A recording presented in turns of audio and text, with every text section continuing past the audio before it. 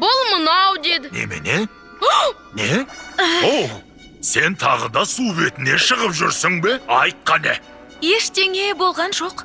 Ариэль, қанша рет айтам, қалай түсінбейсің? Адамдар көрсе аямайтын еді сені. Олардан өткен жауыз жоқ. Әке, олар жауыз емес. Жауыз болғанда қандай? Маған кішкентай сүйкімді қызымның балық жегіштердің қолдарына түскені керек емес. Мен кішкентай бала емеспін. 16-ға келдім. Тіліңді мінез көрсетіп дауыс көтеруші болма. Әке. Менің мұхитымда тұрады екенсің.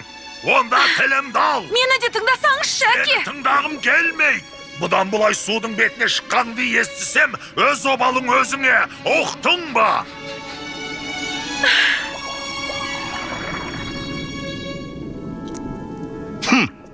Жастар-ай, бәрін білеміз деп ойлайды. Күліп қарасаң, басыңа шығып алады. Не дедім? Мен өзім тым қатты кеткен жоқпын ба? О не дегеніңіз? Жоға, егер Ариэль менің қызым болса, баяғыда жөнге салар едім. Су бетіне шықпақ түгілі жоғарға қарауға да қаймығатын еді. Рас айтам олы мәртебелім, тырп еткізбесем. Иә, дұрыс айтасың, Себастьян. Әрине. Ариэльді шынында да тәртіпке салуымыз керек. Әлбетте. Бір пәлеге ұрынып қалмас үшін оған бас көз болатын біреу керек. Дұрыс айтасыз. Мен мұны саған тапсырам.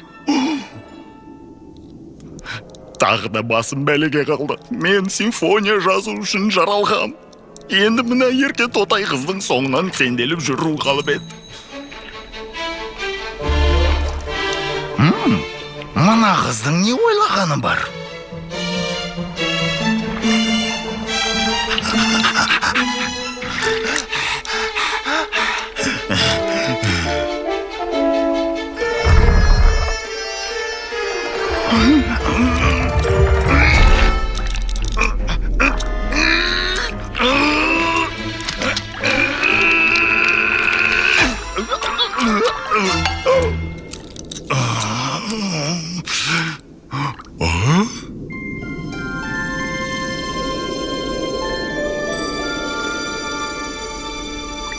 Ариэль, бәрі жақсы ма?